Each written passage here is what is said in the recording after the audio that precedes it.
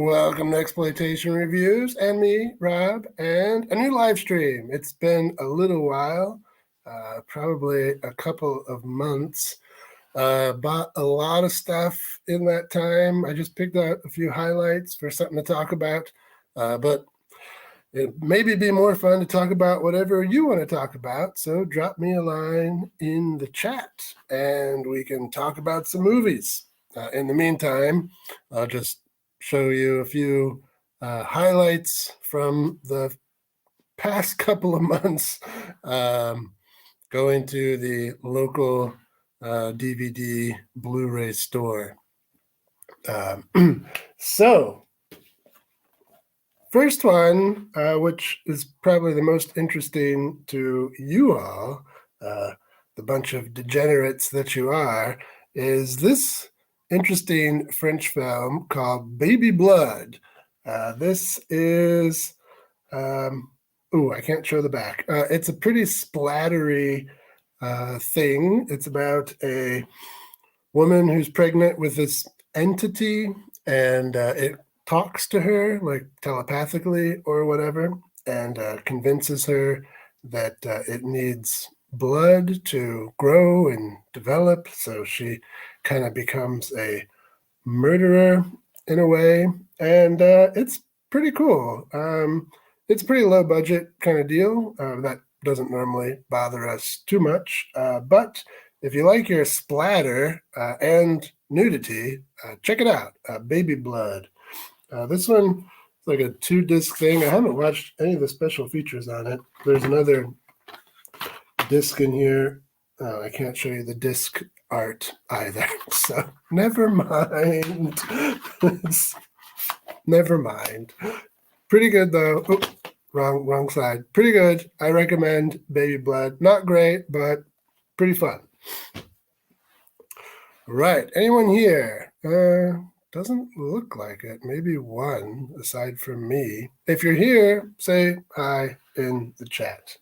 Otherwise, it's just me talking to myself. Oh, there is someone here. Jeebus is here. Very good. Always a good sign when you can't show the disc art. Yes, it is. Yes, it is. Have you seen that one, Baby Blood? What's up, Globotech Incorporated? I'm assuming that's a handle and not a company, but what do I know? Hey, Rob, good to see you. Good to see you too. Well, I can't see you, but I can see your name, Diego Vasquez Reyes. Good to see your name. Thanks for stopping by. So, Jeebus has seen Baby Blood, watched a while ago. It's a ride. It is a ride. Yes. Yeah, pretty cool ride. Yeah.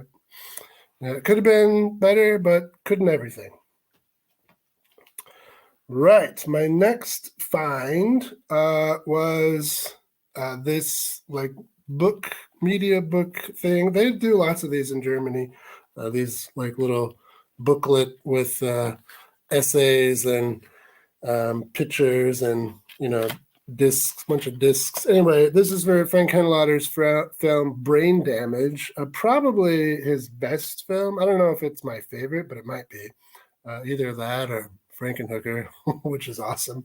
But this is quite a nice little set that I just got lucky. They had it at the video place for like, I don't know, like 6-7 euros. So that's pretty cool. Great movie. If you haven't seen Brain Damage, that you can tell it's the German copy, because in German it's called Elmer, which I don't even know is his name in English. Isn't it Eilmer with like an AY? I don't know. It doesn't matter.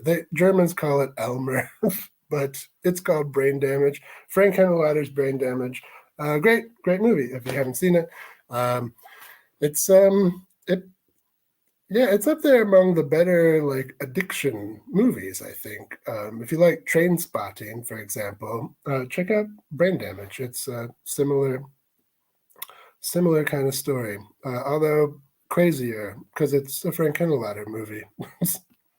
Hey, VT's here. What's up, man? Evening. So a little vocal cord lubricant here. All right. Then, well, I don't often upgrade if I have something on DVD already, but I couldn't resist upgrading to the Blu-ray of Jason and the Argonauts, just because it's such a great movie, and I wanted to see if it would look better. And it does. This is a great, yeah, if you like Frank Henenlotter, this is the one to see. I like not Frank Henenlotter, Ray Harryhausen. Sorry, my brain. Yeah, Ray Harryhausen. Great movies. I like this one quite a bit. I like the Sinbad movies, or at least two of them. Um, yeah, they're good, like family movies with really cool stop motion special effects. Um, this one has the classic scene of Jason and the Argonauts fighting. I think it's like 6 skeletons, which is like just insane that they managed to do that.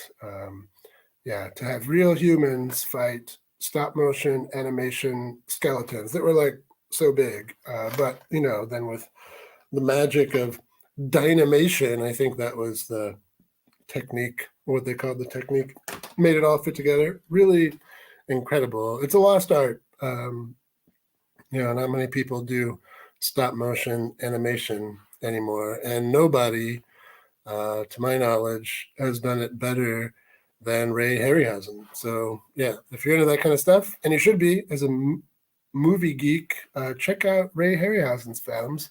Jason the Argonauts is awesome. Sinbad, or the Golden Voyage of Sinbad. Was it the seventh voyage of Sinbad? Those are both really great. Clash of the Titans, pretty cool. Yeah, they're good movies. Right. What else? Well, for the past couple of months, I've been on kind of a Westerns kick. Old stuff, new stuff. On the new end, this was kind of a cool film, The Homesman, Western film. Tommy Lee Jones, Hilary Swank. Pretty interesting. The story is they're in this small community in out in the I think in the Nebraska territories, back old west times.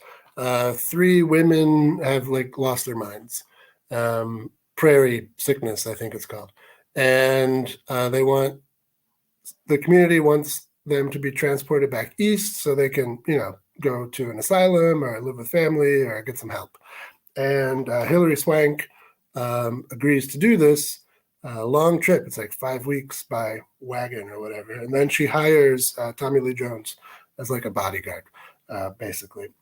Cool movie, though. Not too many Westerns deal with mental health, and not too many Westerns focus on female characters, at least not to the extent that this one does.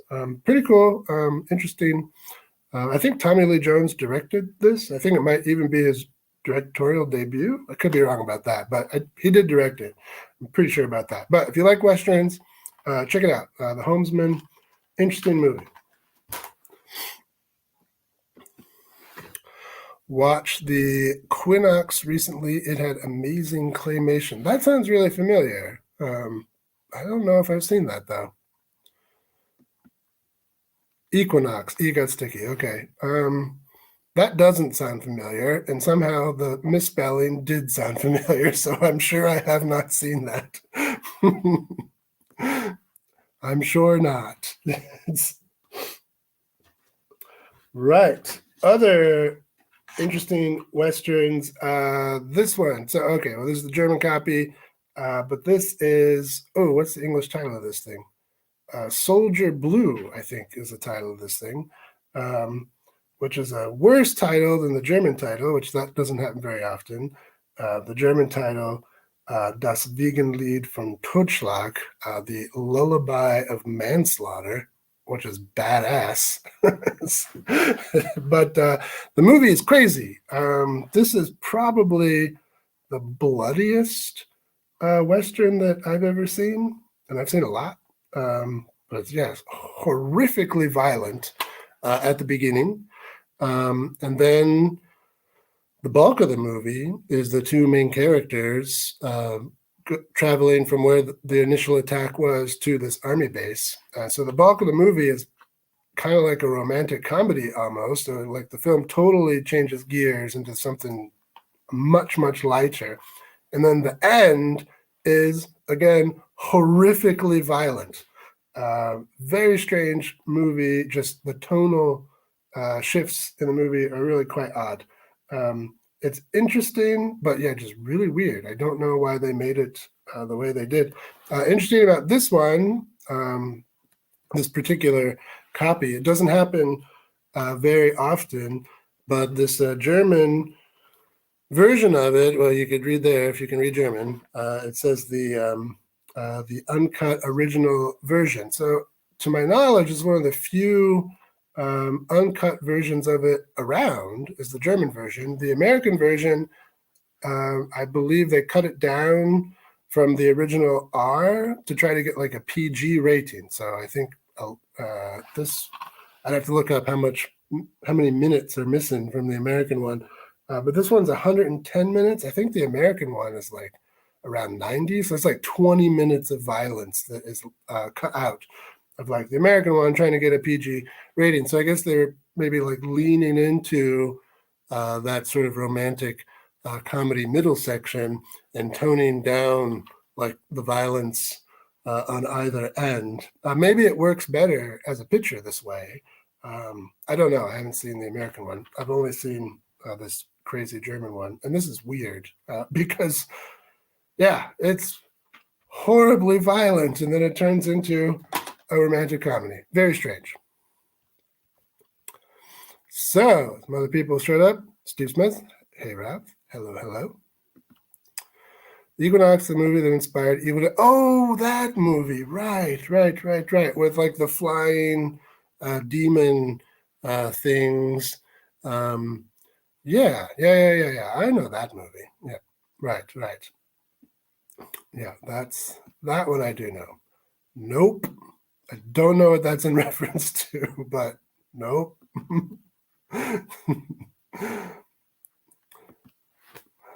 Supreme Slice, hello there. Right. What else? Classic Clint Eastwood. I hadn't seen this since I was a kid. Two Mules for Sister Sarah. I liked it as a kid, but watching it as an adult, I realized that as a kid, I didn't get it.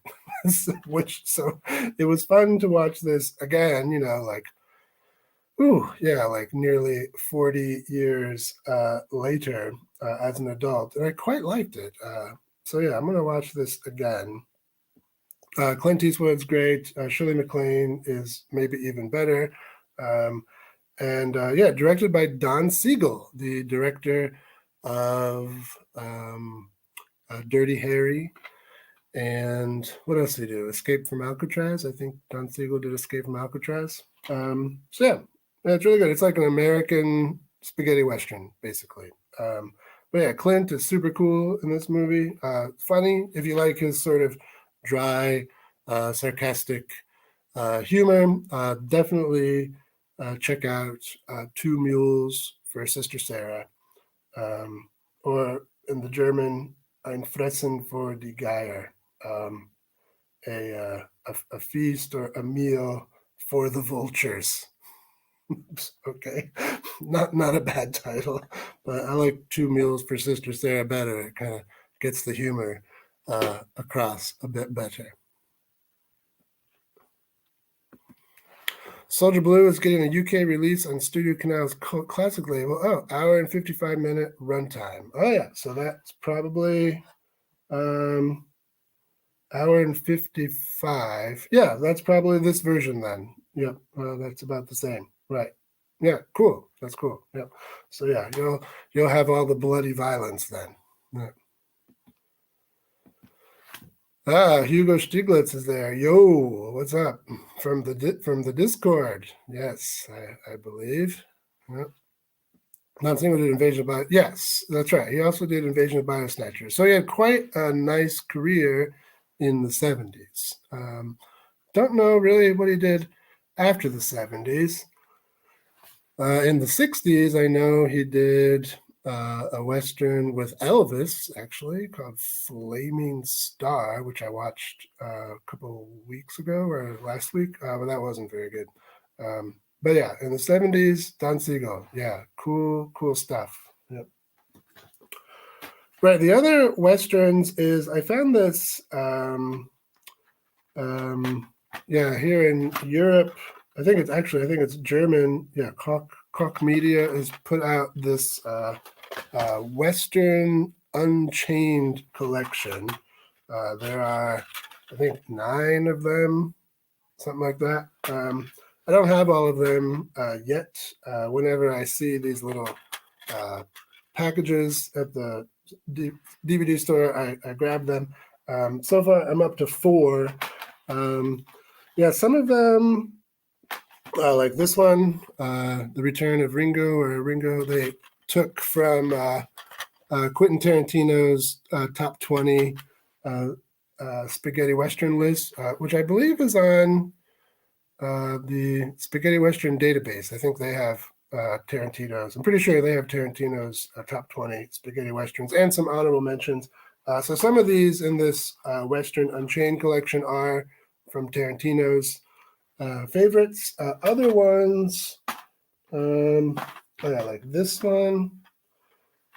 This one, it says Quentin Tarantino Spaghetti Western Retrospective. Oh, so I guess he did a film festival, looks like, a Venice Film Festival event in 2007. And I guess some of the movies for this collection were shown there. But anyway, a lot of these I've never seen. And some of them are good. Some of them were kind of so-so. This one, Ringo, The Return of Ringo, that was kind of interesting. That's sort of like a Greek, it's kind of like a Western retelling of like the Odysseus story, which was interesting.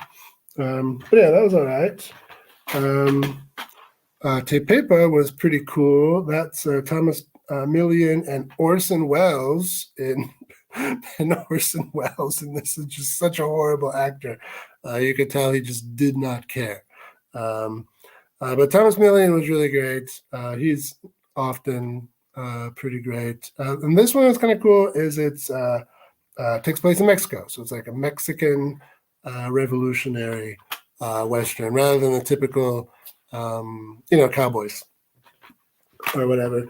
And this one, Der Murder like the the Murder of the Clans. This one was inspiration for Tarantino's Hateful Eight. One of those stories where it's got a lot of people in like one place for a while, and you can't tell who you can trust or who's who.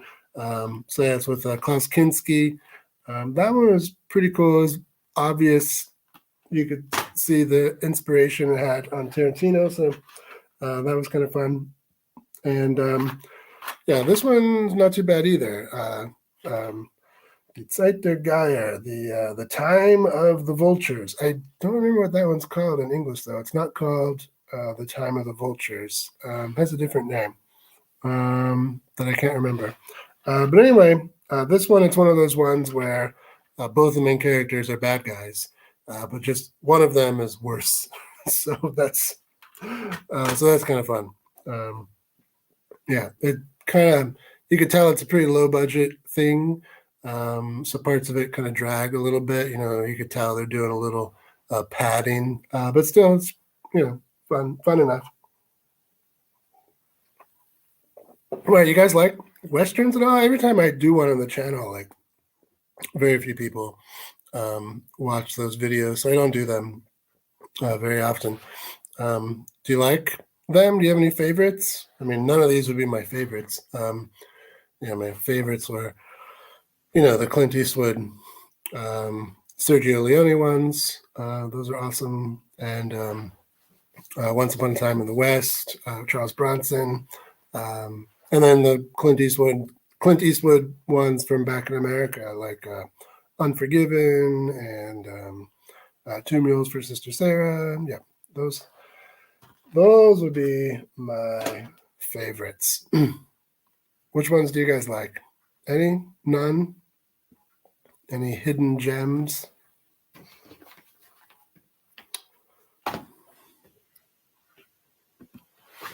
I'm a Western guy, but it's been a while since I've thrown one on. Yeah, I go through phases. Just kind of been on a kind of a Westerns kick for past couple months now. I'm sure I'll get out of that phase eventually. Hang 'em High, my favorite Western. That one's good. Yeah, I like that too. That one would make a really great double feature with the Oxbow incident because they both start in the same kind of way, but then Hang 'em High becomes this fun sort of revenge story, whereas the Oxbow incident is just kind of sad. So start with the Oxbow incident and then feel kind of sad, and then watch Hang 'em High, and then you're like, oh, okay, that's how that could have gone. Soldier Blues is a Stone Cold classic, in my opinion. Yeah, I can see why people would like it. I'll definitely watch it again. To see kind of what I think about it a second time. I did like the performances, particularly the woman who is, I believe it's Candace Bergman. Is that what? Like Murphy Brown? I think that's her. Like very young. Yeah, Candace Bergen. Yeah, like a very young Candace Bergen. Which I barely recognized her when I watched it. I was like, oh my god. Yeah, so I definitely watch it again, see what I think about it.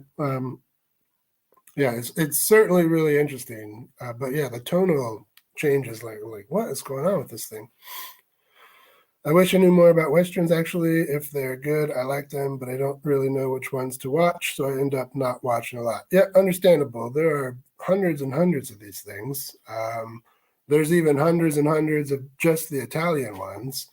If you go to like the Spaghetti Western database, which is like a side project of the Grindhouse Cinema database, they have a nice list to get started on for the spaghetti western stuff. So the spaghetti westerns, Sergio Leone, that's the go-to guy. So Good, the Bad, the Ugly, Fistful of Dollars, for a few dollars more, Once Upon a Time in the West.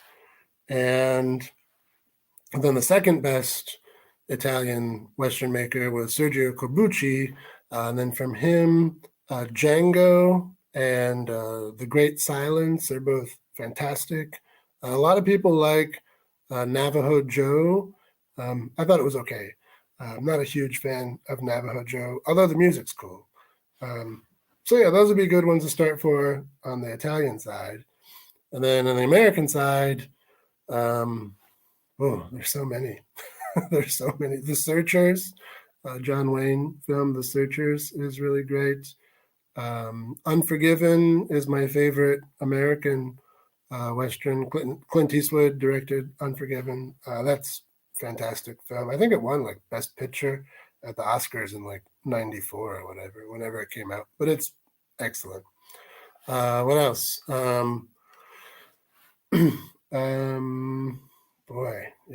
So many. High Noon is an interesting film, and then the similar film Rio Bravo, John Wayne film. They made Rio Bravo because they thought High Noon was kind of anti-American, so that's kind of funny to watch those two. I heard Five Bloody Graves is supposed to be pretty cool. I don't know that one. It's got a great title. Or maybe I do know it, but just under German or Italian title. It's so hard to keep these things straight. Because, as you can see, like living here in Germany and trying to find this stuff, the Germans always change the titles, and sometimes they change the titles to other English titles. And then it can be hard to keep track of what's what. High Plains Drifter. Yes, High Plains Drifter is really cool as well. Yeah, that one's really great. Yep. Yeah. Bone Tomahawk's good. It is very good. Yeah, that's one of the few like Western horror films in a way, where it's like a group of like cannibals like kidnap um, a woman, and then some people go to try to rescue her from the cannibals. Yeah, that's really great. I like that a lot. That one is awesome. Cutthroats 9, The Great Silence. Yep. Great Silence. Awesome. Yeah. Yeah. Klaus Kinski in The Great Silence is, yeah, one of the all time great villains. That is such a cool role. The Hellbenders. That name sounds familiar, but I don't think I've seen that one. Um, Bandolero. Oh, I don't know if I don't think I know that one either. Missouri Breaks. I don't know that one either. See, there's like hundreds of these things. I've seen many, and there's many, many more that I haven't.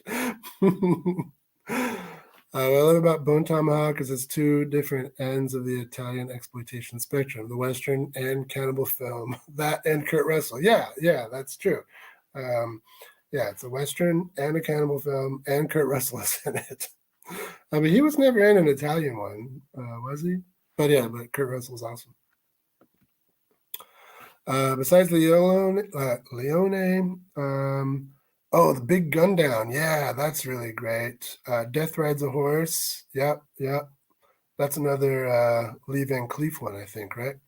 Sabata. Oh yeah, Day of Anger. Yep, that's another Lee Van Cleef one. That's really good. Django, Great Silence. Oh yeah, The Mercenary. Yeah, yeah. Mercenary. Is that another? That might be another Corbucci one. Run Man Run. Oh yeah, Compañeros and Nesta Vibe. Yeah, yeah, those are great choices. Yeah, a lot of these, a lot of those on that list right there in particular, you can watch for free on Plex. So like, not the Plex server, but like they have a streaming um, platform. And yeah, so on Plex they have a lot of those. I watched The Big Gun Down um, and Day of Anger on there. I think I, yeah, I think I've seen some of those other ones. I think Django they have on there. I have that like on disc somewhere, so I didn't watch it on Plex. But yeah, they have a lot of those on Plex. Raquel Welch is in. Oh yeah, nice. Yeah. Oh yeah, Banditos. Yeah, yeah, yeah. The remake of 310. Yeah, I haven't seen the remake. I have it. I've had it in my hand a few times at the video store. Just haven't brought it home yet, but one of these days. But if you say it's really good, maybe next time I go, which I think I might go tomorrow actually. A lot of westerns are, yeah, that's true. Yeah, you can watch a lot of this stuff on YouTube too. If you just search for the title and then like the year, like a lot of the stuff is on YouTube. That's true. Yeah. Once Upon a Time in the West, yeah, that one is excellent. Yeah. Yeah, also very great villain there. Henry Fonda against type as the he's like a kind of a family kind of actor, but in that one, he's a vicious murderer. Yeah, pretty cool. Yeah, the whole opening sequence and Once Upon a Time in the West is like so cool. It's like 10 minutes of just the music. It's mostly silent, I think. But yeah, just this sort of like cool shots of like, these guys waiting at the train station. Yeah, a lot of fun, that one. Claudia Cardinal was great in The Professionals, 1966. I haven't seen that one. Day of the Outlaw, Great Western in a Snowy Setting. Those are fun. Yeah, snowy setting ones starring Robert Ryan and Burl Ives. Oh, Burl Ives as the villain. That's funny. Similar to Hateful Eight. Oh, cool. Yeah, snowy settings. Yeah, like the beginning of Red Dead Redemption Part 2. Anyone mention Sukiyaki Western Django. No one's mentioned that. Is that a Japanese Western? I have not seen that.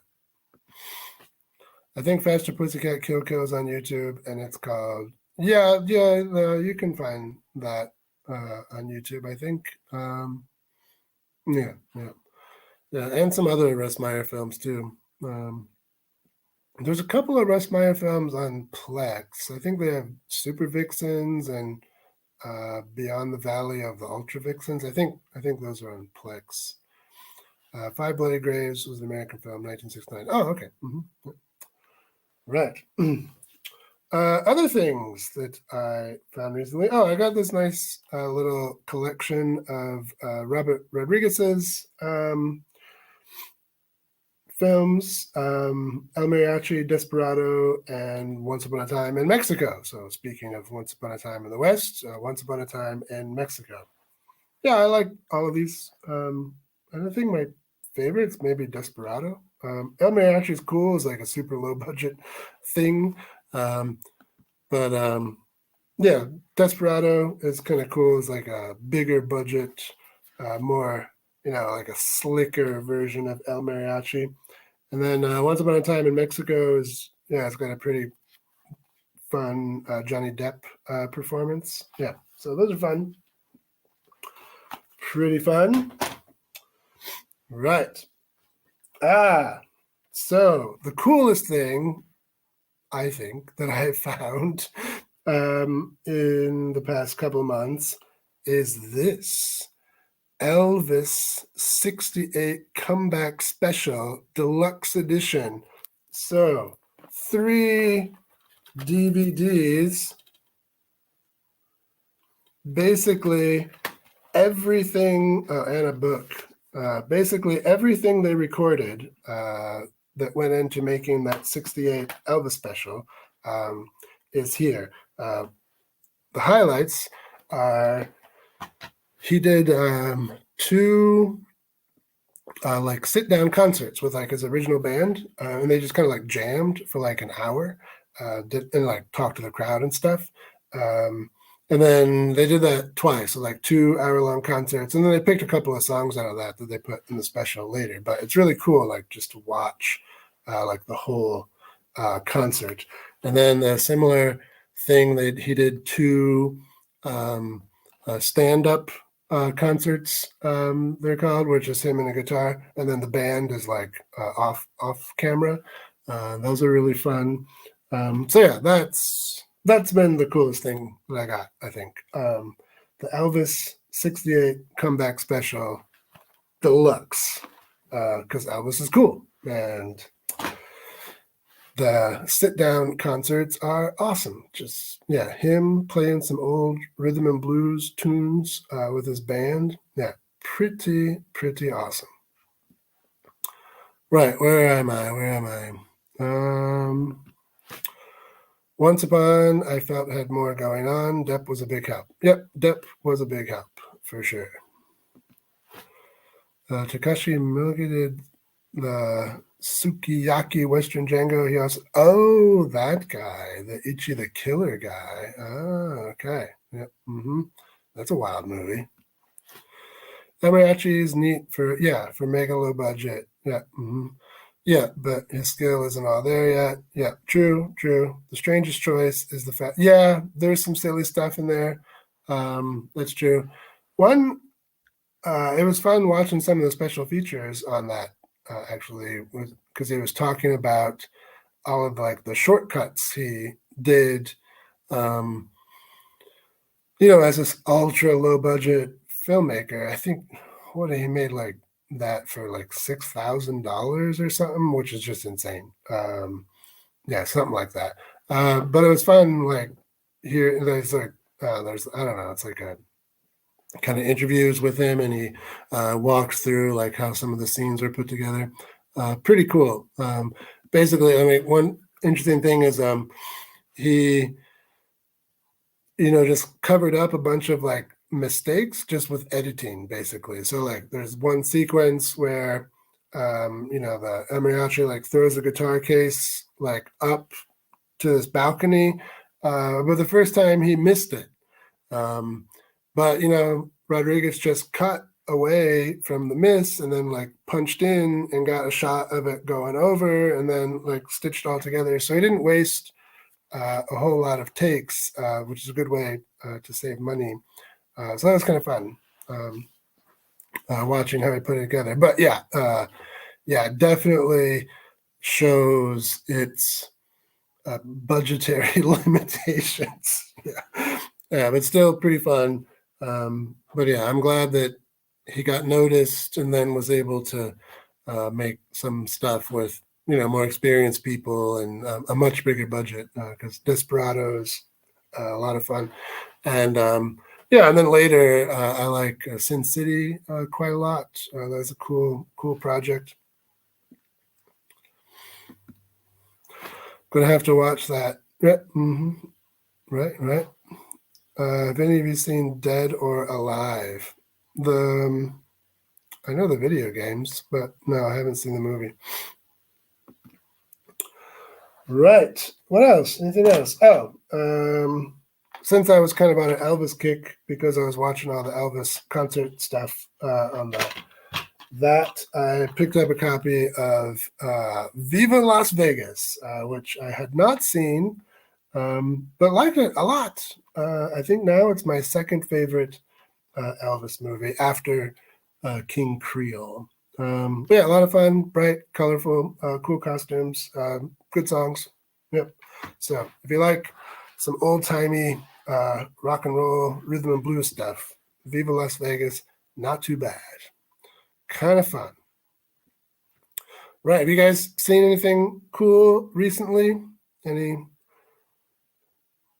Would you like to share with the class? If I put on my teacher hat.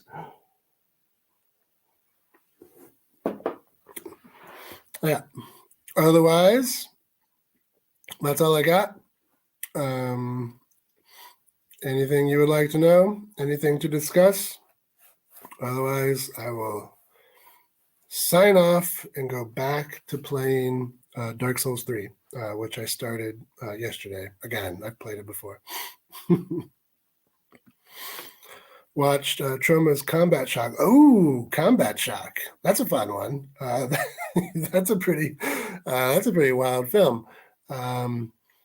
Yeah, it's a little bit like it reminded me a little bit of like David Lynch's Eraserhead, and then it's got the whole like disturbing Vietnam War stuff mixed in too. Yeah, that's an interesting film. I liked it. I only saw it like I think once or twice, but yeah, it's cool. Recently watched all of the Flesh trilogy. Ooh, I love those. Yes, those are my jam. Yeah, yeah, those are awesome. Yeah, The Touch of Her Flesh and Kiss is the last one. What's in the middle? The Curse, The Touch of Her Flesh, The Curse of Her Flesh. Yeah, those are great. Big fan of those. What's the guy's name that is Finlay? Is it Michael? Michael Finlay? Yeah, then his wife, partner Roberta Finlay, she went on to do some pretty cool exploitation films as well, including one I like a lot. Takes place in the Bronx. It's like this gang. What is the name of that thing? Bronx Terror or something like this. Anyway, it's Roberta Finlay did a pretty good movie later. It's nothing to do with the games. It's like a crime thing. Oh, the Dead or Alive. Okay. But like I say, it's insane. I'm not surprised. The director of Itchy the Killer. Yeah. Mm-hmm. In the first 2 minutes, you get all of Scarface, but times 100. Okay. Yeah, okay. That's fine. I recently watched 5 Deadly Venoms. Yeah, and good, bad. I don't know that one. Last Stop in Yuma County is a recent movie, mix of neo-noir and Western. That's good. Oh, good. Last Stop in Yuma County. Okay. Where is it available? Is it on Netflix? It's recent. Is it Netflix or a streaming platform? Violent Cop. Okay, yeah. Oh, I do know that one. Violent Cop. Yeah. Yeah, yeah. How does he get an arrow in the chest at the end of the first one and come back? Um, yeah, I mean, it's probably best not to think too hard about those things.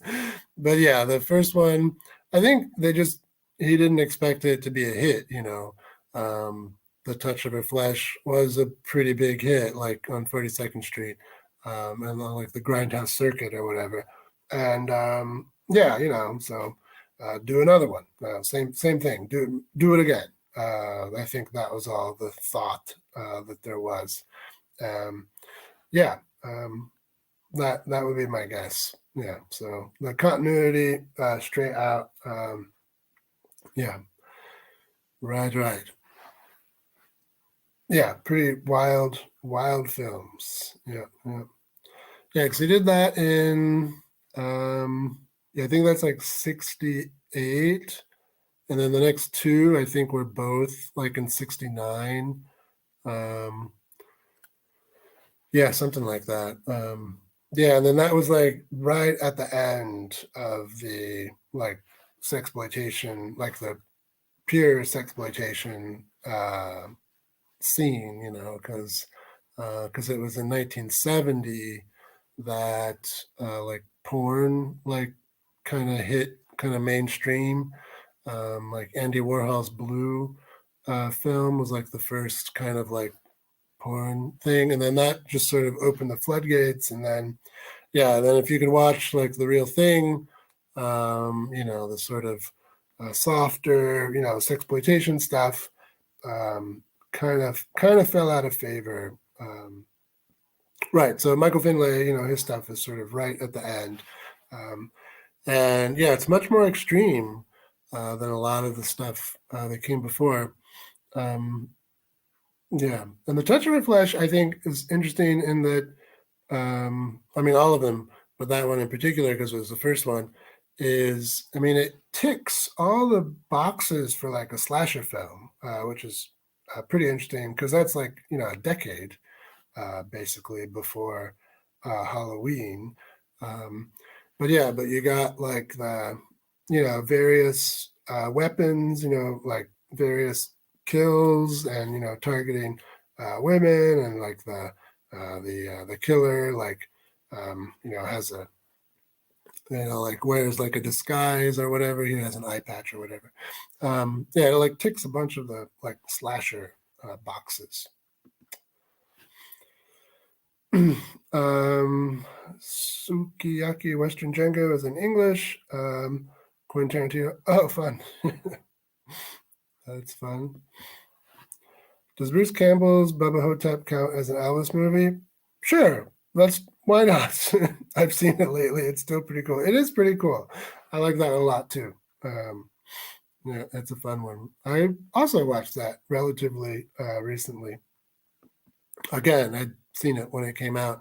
Um, But yeah, my wife and I were looking for something lighthearted and stupid, and I suggested Bubba Hotep, and she agreed. So that's what we did. Have you ever seen Day of the Best? I watched that. Oh, okay, yeah. Punctuation, people. Have you ever seen Day of the Best? I watched that recently. I don't know if you've seen that one. Assuming you mean Day of the Best, no. But you know, again, punctuation can help, especially me because I'm mildly dyslexic. Bubba Hotep is great. Yes, it is. Yes, that's right. There is, yeah, you know, decades and decades before Seven, there was that killing device in a Michael Finlay film. Which Doris Wishman movies would you recommend? Well, um, you know, I'm not a big fan of Doris Wishman, as I've said on the channel a couple times. Um, but let's see, I would go with Bad Girls Go to Hell, because I like the cast in that one. It's got a bunch of the regulars from the 60s New York sexploitation scene. So it's main gal is Gigi Darlene. She's lovely, and her friends like Darlene Bennett. I think Darlene Bennett's sister is in it as well. I don't remember her first name. So it's got a great like cast of the like familiar faces from the '60s New York scene. So that was pretty cool. It's frustrating in that Doris Wishman way where like at least in that period of her career, like before you get to see everything you want to see, she'll cut to like a alarm clock or a salt shaker on a table or some random piece of furniture. But it's still pretty cool. So yeah, Bad Girls Go to Hell. I'd recommend that one. And um, yeah, one that I just watched relatively recently was pretty cool. Is like a so bad it's good film was The Immoral Three. So I recommend that one too if you like these sort of like so bad it's good films. It's ridiculous. Like the acting is atrocious, the writing is worse. It's so bad, but it's super entertaining like the whole way through. So that one I like, The Immoral Three. And then, unlike a lot of the stuff she did in the 60s, um, The Immoral Three has a lot of like nudity and stuff in it too. And all the women are gorgeous. So yeah, those two, Bad Girls Go to Hell, The Immoral Three. Those would probably be the two I'd pick. Oh, Bad Girls Go to Hell. Okay, another fan.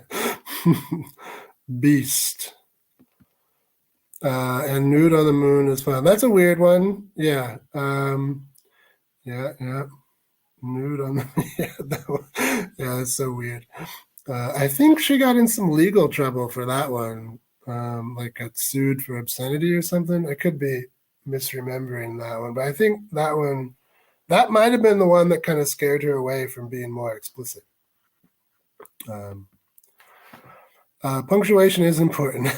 Yeah, okay, well, I'm not even going to try to read that. Yeah, not even going to try. Right. Oh, let me take a drink of water.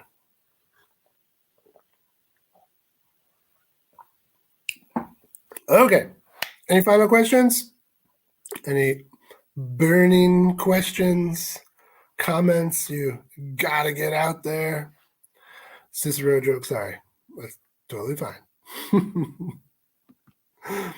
He was anti-space. Okay. Right on. Right. Okay. All right, then. Thank you, everyone, for dropping by. Pretty good turnout today. Not lots of nice comments and questions and suggestions. So yeah, I will do this again at some point in the coming months. We will see. But until then, yeah, Monday, new video like normal. And it's a pretty good one as far as the so bad it's good movies, going back to some ultra trashy 70s exploitation on Monday. So see you there on Monday. Laters. One more. Have a good night. Thank you for the stream. Yeah, thank you for dropping by.